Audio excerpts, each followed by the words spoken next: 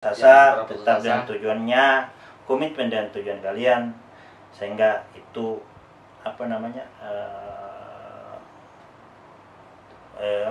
dapat kalian capai ya untuk apa yang kalian harapkan. Tapi ada yang satu hal yang paling penting. Iya. Di masa sulit itu, mau di masa sulit, masa senang, apapun itu gembira, hidup itu kan bagaikan roda ya bro. Iya. Kanan di atas, kiri kanan ke bawah. Iya. Gitu loh. Dekatkan diri kita kepada Allah Subhanahu Wa Taala ya. Dengan doa, kita meminta kepada yang di atas itu, pintu rezeki itu akan terbuka. Yakin saya dengan itu. Gitu loh. Sehingga segala urusan kita itu akan mudah bro.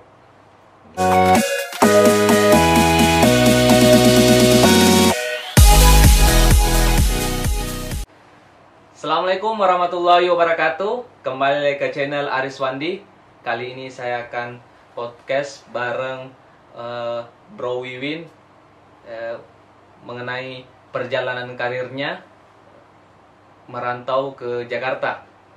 Oke, kita langsung saja. Bro Wiwin, apa kabar? Saya Bro Aris Wandi. Sehat? Sehat. Gimana? Sehat? Sehat. Saya mengucapkan terima kasih banyak kepada Bro Wiwin sudah menyempatkan hadir untuk mengisi podcast saya.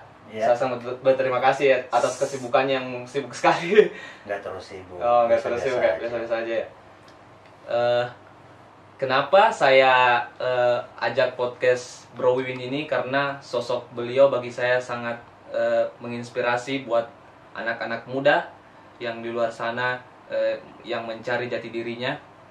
Oke, langsung saja. Ini saya ada beberapa pertanyaan ini. Ya. Ya. Mungkin silakan perkenalkan namanya sama apa namanya, backgroundnya masa-masa sebelum karirnya. Coba silakan memperkenalkan namanya. Baik, sebelumnya terima kasih nih buat Aris Wandi Channel ya. Iya, iya. Yang sudah mau menyempatkan juga nih untuk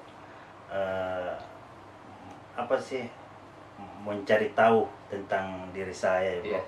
Sama-sama. Nah, sebelumnya saya perkenalkan, nama saya Rahmat Wiwin Hizbullah bro ya. Lahir Makassar. Makassar ya? Makassar. Umur 21 tahun sekarang. Umur 21 tahun. Masih muda ya. Masih muda. Umur 21 tahun. Iya. Alias secara realitas 29 tahun. Iya, tapi kalau dilihat memang masih muda. Ya. 29 tahun.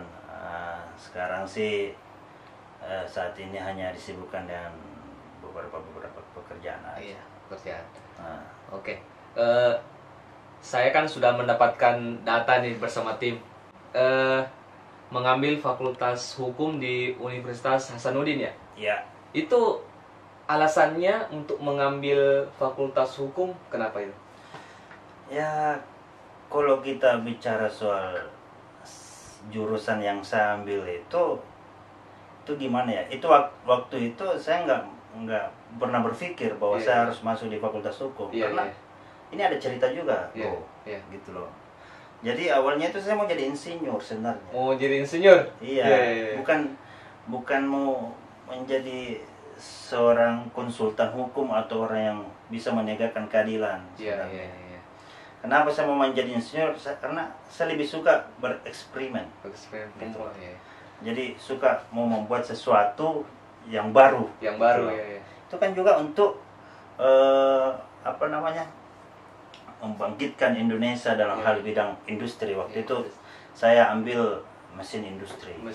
Nah, cuman waktu itu mungkin ada beberapa hal atau kendala-kendala yang membuat saya itu nggak mampu untuk menyelesaikan studi saya dalam jurusan industri tersebut, sehingga ada waktu di mana saya harus berhenti. Sehingga ya pada akhirnya saya terpaksa memilih untuk masuk di jurusan Fakultas Hukum. Gitu. Ini ada tambahan juga. Selama Iya. saya kuliah juga di Fakultas Hukum itu saya belum mengerti terkait dasar-dasar hukum itu seperti apa. Karena strata 1 itu kan kita mempelajari beberapa banyak semua dasar-dasar Dasar-dasar. hukum seperti apa itu saya nggak mengerti. Iya. Gitu loh. Saya masih banyak bermain Iya. dalam hal menjenjang pendidikan Iya. di strata 1 Iya. Fakultas Hukum ya. Itu apa namanya? Dorongan orang tua untuk mengambil fakultas hukum gimana pas padahal sudah pernah kuliah di fakultas hukum, itu respon orang tua itu seperti apa? Ya pasti respon orang tua adalah yang terbaik buat yang anaknya. terbaik. Jadi gitu. Dan kebetulan memang waktu itu orang tua kan memang salah satu orang tua dosen di Fakultas Hukum. Iya. Sehingga saya dibantulah. Terus? Jadi salah satu alasan memang saya saya masuk ke Fakultas Hukum itu memang karena saran dari orang tua juga. Saran dari orang tua. Karena fakultas menjadi sarjana hukum itu kita bisa mendapatkan kesempatan yang luas ya. dalam hal lapangan kerja kali ya. Sehingga orang tua mungkin lebih berpikir ke depan dalam hal itu demi anak. Itu aja sih.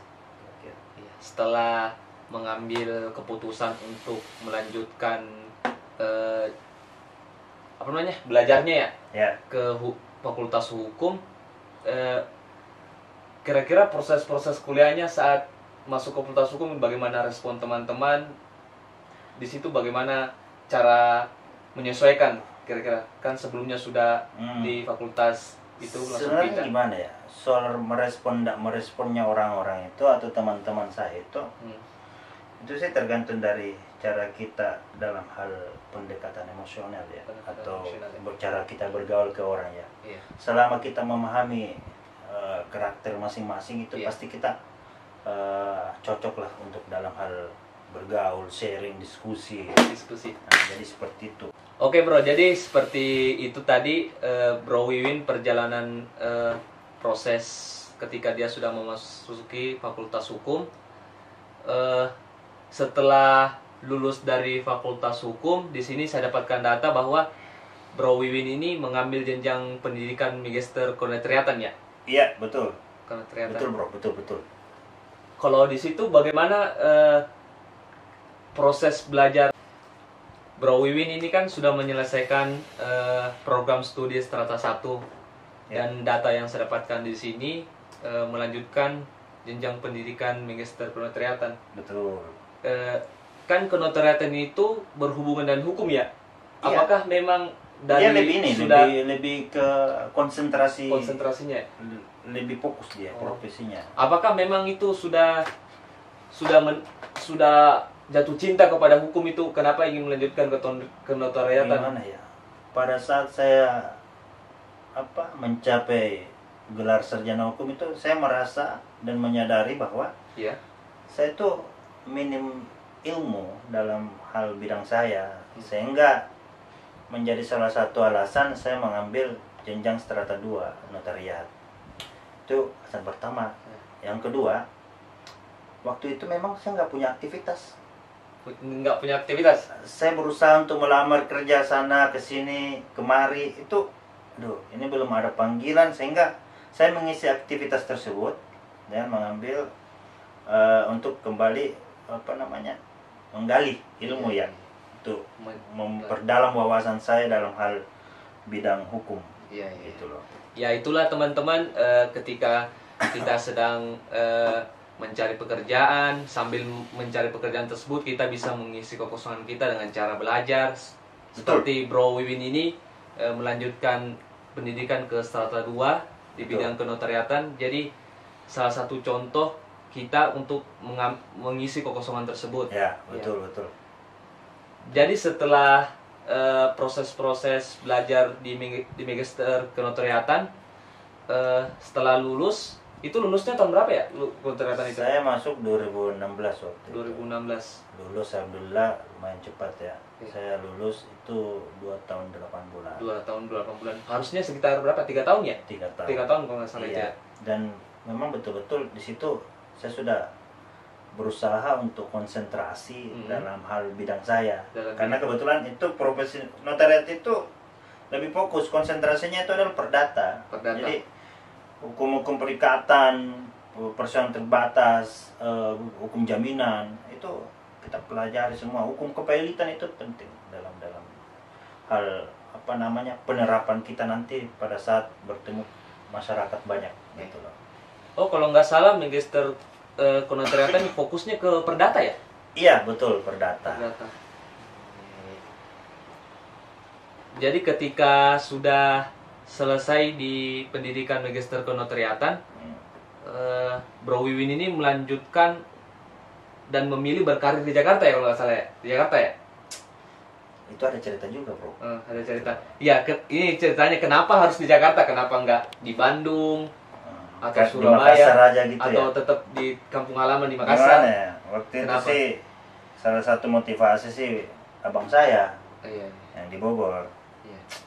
Abang saya itu salah satu orang yang menjadi inspirasi hidup saya, gitu loh. Karena dia berani untuk membuang ya bahasa ininya ya, membuang dirinya ke tanah orang untuk mengadu nasib. Jadi saya berusaha untuk mengikuti jejaknya juga. Iya. Sama ada pesan juga dari almarhum mama waktu itu. Iya. Untuk saya juga untuk berkarir juga di Jakarta. Gitu. Saya ingat waktu itu 2018 ya kalau nggak salah, Agustus saya beranikan diri untuk melangkahkan kaki saya ke tanah rantau di ibu kota, bro. Di ibu kota. Ya. Oh, jadi situ salah satu alasannya itu dari dorongan orang tua sama inspirasi dari abang. Iya, inspirasi dari abang. Abang gue, bro, abang gue. Iya. Yoi, bro. Karakternya sama, bro, sama gue. Sama. Iya. Gitu, bro. Iya. Oh iya, ini di luar konteks ya. Ini nge-vape-nya sejak kapan ya? Biar gue nge-vape gimana ya waktu itu ya. Jadi gue kan itu perokok ya, bro. Iya, merokok. Gue tuh nggak bisa lepas dari rokok. Setiap apa yang saya lakukan itu ngerokok gue gitu, bro. Itu rokok itu memperlancar peredaran pemikiran ya. Jadi gimana ya, bro? Mungkin karena kandungan dalam rokok itu yang membuat ketenangan kita dalam berpikir kali ya. Iya. Nah, cuman saya sempat review juga ya di YouTube. Memang nggak ada yang menyehatkan sih, tetap ada racun. Iya. Cuman dan nge-vape ini nggak ada nikotin dia. Nggak ada tar. Gitu. Kalau rokok ada. Awalnya sih nggak, ini cuma coba-coba. Lama-kelamaan udah terbiasa, udah gue berhenti ngerokok. Gitu. Ini lebih hemat atau lebih hemat ya? Lebih hemat ini. Lebih sih. hemat ya. Iya. Gitu. Oke, lanjut ke konteks. Setelah di Jakarta, kira-kira Bro Wiwin suka dukanya apa nih selama di ibu kota? Kita tahu bahwa ibu kota itu kota keras dari sisi kehidupannya, perjuangannya orang di sini. Kalau ke ibu kota itu harus mempunyai mental yang kuat, karena kalau ya tidak mempunyai mental yang kuat ya. Soalnya gini, tolak ukur untuk dalam hal merantau itu. Iya. Itu setiap orang punya perspektif ya. Jadi perspektif orang itu beda-beda dalam hal merantau itu keras gitu loh. Jadi tergantung dari diri kita sendiri. Hidup aja udah keras kok. Gitu loh. Ngapain kita mau ini? Itu semakin kita mengeluh bahwa kerasnya hidup, semakin susah kita menemukan jati diri kita. Gitu loh, bro. Kalau itu suka dukanya? Suka duka saya? Iya. Selama Jakarta. Sukanya? Kita bicara yang dukanya dulu ya. Kayaknya menarik kalau dukanya dulu. Dukanya dulu ya? Iya, dukanya dulu. Oh, soal duka ya? Iya, soal duka. Kira-kira selama di Jakarta gimana ya? Jadi saya itu menimba ilmu dalam hal teknis ya kali ya. Iya. Itu sebenarnya awalnya saya itu ke Jakarta, niat saya itu hanya satu tujuan saya. Apa? Bagaimana segera untuk bisa jadi notaris ya. Notaris. PPAT. Itu tujuan utama saya. Tujuan. Sehingga ada waktu di mana itu gue goyang, bro, waktu itu. Goyang. Iya, bro. Agak terpengaruh dengan bagaimana mindset apa, bukan bagaimana, terpengaruh dengan mindset saya yang money oriented ya waktu itu. Money Jadi oriented. saya lebih memprioritaskan uang waktu itu, sehingga tujuan saya itu saya kesampingkan bro. Tujuan. Iya bro, jadi saya ada bro juga satu dulu kan bro, udah saya sebut namanya bro. Jadi sehingga saya lupa tujuan saya itu seperti apa ke sini. Gitu. Berarti pengaruh lingkungan itu cukup berat ya. Maksudnya lingkungan itu sangat mempengaruhi target-target kita yang akan Betul. kita capai ya. Betul. Dan di situ ini buat pelajaran juga buat yang lain bro. Iya iya. Yang punya tujuan sehingga dia mau memberanikan diri mengadu nasib ya di Jakarta. Iya. Ketika kita sudah menentukan tujuan kita, Iya. itu betul-betul kita harus komitmen di situ. Harus komitmen. Harus komit. Kenapa bro? Itu ketika kita tidak komit, itu malah kita bisa tersesat. Gitu loh bro. Ini saya bicara seperti ini, itu karena pengalaman saya bro. Pengalaman. Saya hampir tersesat waktu itu. Sehingga saya lupa dengan tujuan utama saya ke sini merantau, sehingga saya ini apa namanya, hilang arah. Hilang arah. Ya, hilang arah bro. Jadi kayak gitu bro. Oke, jadi teman-teman pokoknya itu harus konsisten kepada tujuan-tujuan yang telah kita tetapkan. Jangan terpengaruh oleh lingkungan. Memang agak sulit memang untuk tidak terpengaruh oleh lingkungan, tapi Sulit sekali. Tapi karena tujuan kita mempunyai tujuan, maka di situ kita akan melihat lagi bahwa saya tidak boleh terpengaruh oleh lingkungan ya, seperti itu ya. Betul. Boleh kita bergaul ke sana kemari, nggak apa-apa. Tapi jangan kita yang terlarut dengan pergaulan mereka. Iya, Tapi iya. mereka yang Harus terpengaruh dengan terpengaruh oleh pergaulan kita. nilai-nilai positif kita harus kita Betul. tularkan ya. Ya, betul. Oke Bro Wiwin. Bro. Oh, Terus apalagi bro? Gimana kira-kira Bro Wiwin untuk meningkatkan kompetisi struggling itu? Tapi untuk suka duka dulu bro ya. Kita kembali suka duka dulu. Oke, suka-duka dulu. Jadi duka waktu itu sehingga saya harus diberhentikan di tempat kerja saya.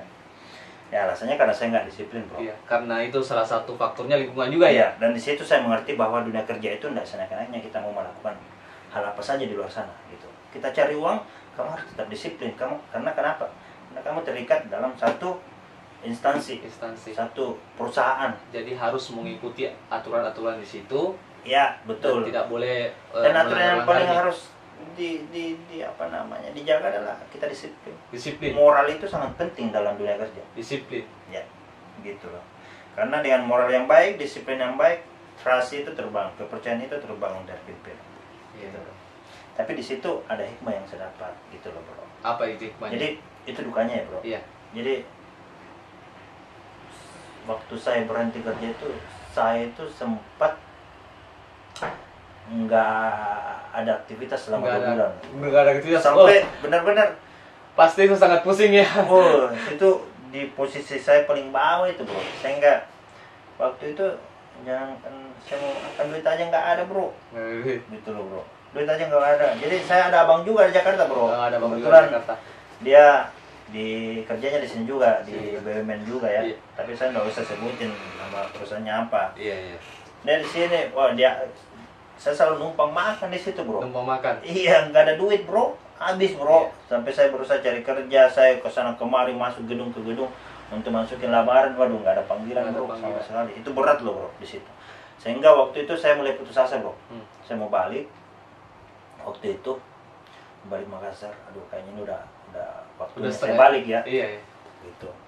Tapi ada satu sosok lagi bro, Iya, iya. waktu itu yang Iya. yang buat saya masih tetap bertahan waktu Iya, itu. iya. Nah ada satu sosok wanita yang bisa buat saya itu tenang waktu Oh, itu. mungkin itu sukanya ya? Sehingga di situ udah mulai masuk Udah mulai sukanya masuk. gitu loh kan. Yang selalu memotivasi ya? Iya, Untuk motivasi. melakukan bahwa harus nih. Iya, gitu. Jadi sehingga salah satunya juga sehingga saya bisa bertahan. Nah ditambah lagi mindset orang itu kita balik itu gagal. Sekali layar kita kembangkan pantang untuk mundur bro. Oh, itu anunya Makassar, kota Iya. Makassar ya? Iya bro. Mungkin kira-kira begitu bro. Oh, begitu ya. Iya bro. Oke Bro Wiwin, itu teman-teman titik terendah Bro Wiwin untuk berkarir di Jakarta. Dia pernah menganggur selama 2 bulan. 2 bulan bro, covid lagi bro, hancur bro, gila. Tapi di situ dia tetap ada sosok orang yang menginspirasi dia untuk survive ya, untuk melakukan ya, untuk bisa bahwa bertahan hidup. kamu bisa bertahan hidup di Iya. tanah rantau.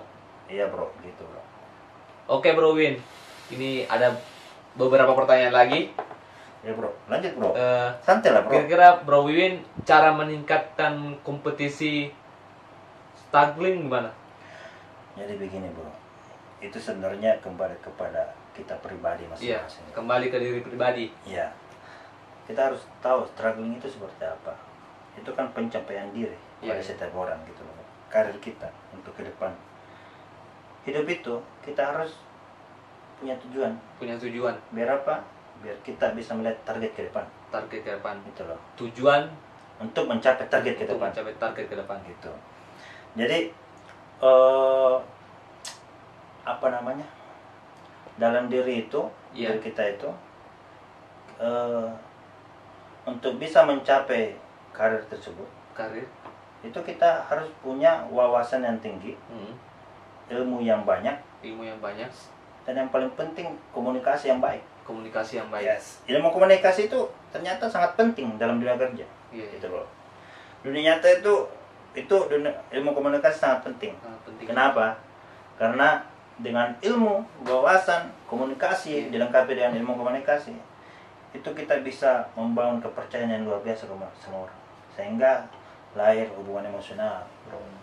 Jadi Gitu, bro. yang saya tarik kesimpulan dari sini bahwa untuk apa kita membuat tujuan yang jelas ketika kita tidak bisa mengomunikasikan dengan yang baik ya. Untuk apa ya? Iya, jadi ilmu komunikasi itu dalam hal kita bicara sama orang, kita kan nggak mungkin ketemu sama orang. Kita ini basicnya adalah biro hukum, Biro hukum. memberikan penyuluhan hukum, Iya, konsultasi hukum iya. kepada orang. Orang datang bicara soal pertanian, kita kan nggak mungkin ngomong soal pertanian karena itu kan bukan basic kita di situ, Iya. ya kan?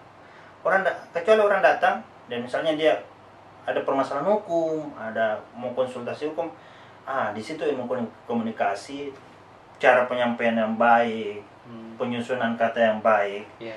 itu membuat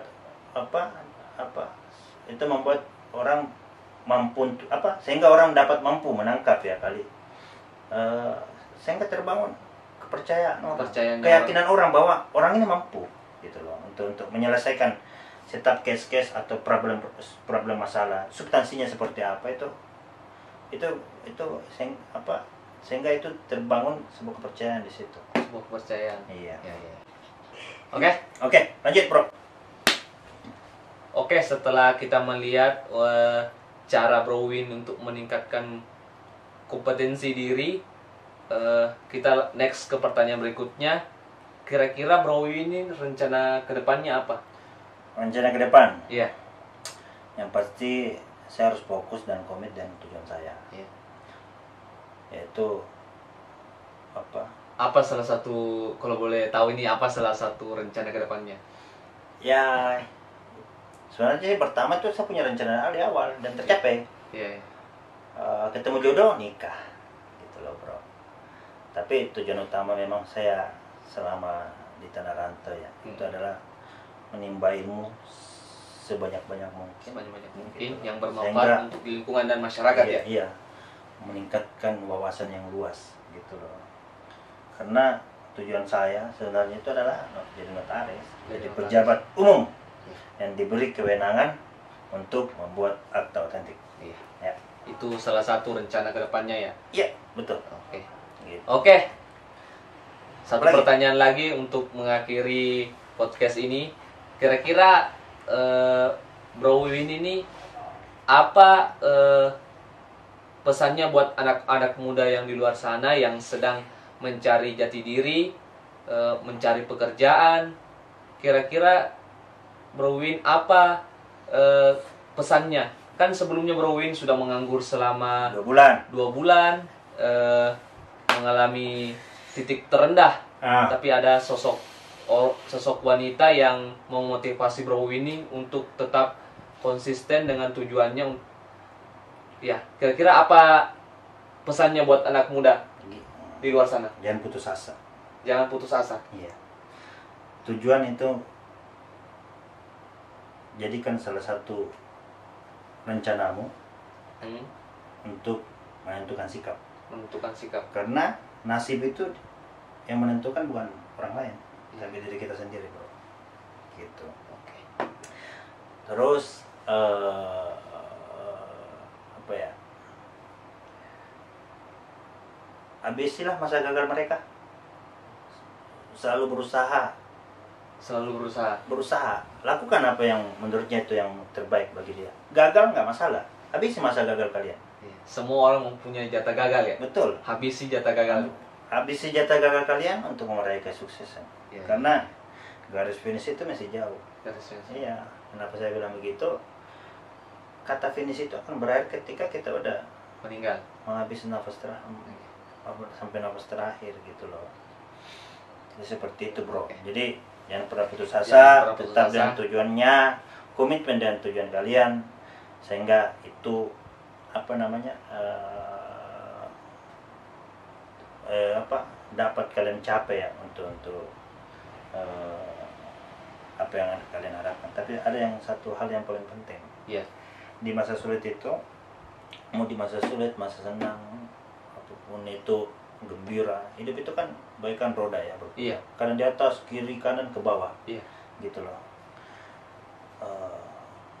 Dekatkan diri kita kepada Allah Subhanahu Wa Taala ya. Dengan doa, kita meminta kepada yang di atas itu, pintu rezeki itu akan terbuka. Yakin saya dengan itu. Gitu loh. Sehingga segala urusan-urusan kita itu akan mudah, bro. Gitu. Pokoknya jangan melupakan orang setiap yang menciptakan kita. Setiap apa yang kita lakukan itu, kita ini cuma bisa ikhtiar, bro. Ikhtiar. Ya, ikhtiar. Sisanya itu kita serahkan sama yang di atas. Iya. Yang di atas, ternyata apa yang kita lakukan ini tidak sesuai dengan di atas, seperti itu yang terbaik udah, bro.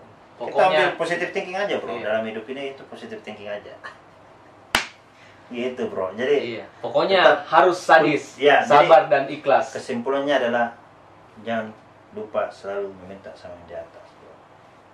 Iya. Karena kalau di atas bilang kun fayakun, terjadi, bro. Iya. Gitu, bro. Oke, mungkin Tuh. sampai di sini saja bincang-bincang saya sama Bro Wiwin. Terima kasih atas waktunya sudah menyempatkan podcast bareng Arswandi Channel ya. Arswandi Channel. Saya juga. Itulah akhir dari podcast ini. Semoga bisa bermanfaat. Jika ada yang tidak baik, jangan diambil, ambil yang baik-baik saja. Ibarat kita memakan ikan, kalau memakan ikan ya dagingnya saja yang diambil, dimakan, tulangnya dibuang, seperti isi podcast ini. Oke teman-teman, terima kasih. Pokoknya selalu jangan lupa tentukan tujuan teman-teman dan konsisten, dan jangan lupa dekatkan diri teman-teman kepada yang menciptakan, yaitu Allah Subhanahu Wa Taala. Terima kasih. Jika teman-teman menyukai video seperti ini, tolong like, comment, dan subscribe. Dan Terima kasih. tambahan juga, bro, Ya. buat Arswandi Channel. Ya. Ini saya salah satu orang juga yang menginspirasi Arswandi Channel ini, karena dia berani, dan keberanian itu dia bisa melahirkan ide-ide, gitu loh, ide-ide dalam hal melakukan terobosan yang baru, seperti membuat channel-channel untuk mewawancarai setiap orang. Iya. Itu kan dia menggali, dia punya wawasan orang, pengalaman orang, sehingga itu menjadi motivator dia. Iya. Gitu loh. Power dia untuk menjadi pribadi yang lebih baik, gitu loh. Jadi ini saya juga makasih, bro. Ya. Udah menyempatkan diri, bro, untuk Siap. wawancara, saling kita diskusi sharing gitu ya, bro. Iya, terima kasih. Pengalaman ya. Terima kasih banyak. Oke, bro. Oke. Terima kasih teman-teman. Jika video ini bermanfaat, tolong like, comment, dan subscribe. Oke, terima kasih Bro Win atas waktunya. Siap, bro. Wassalamualaikum warahmatullahi wabarakatuh.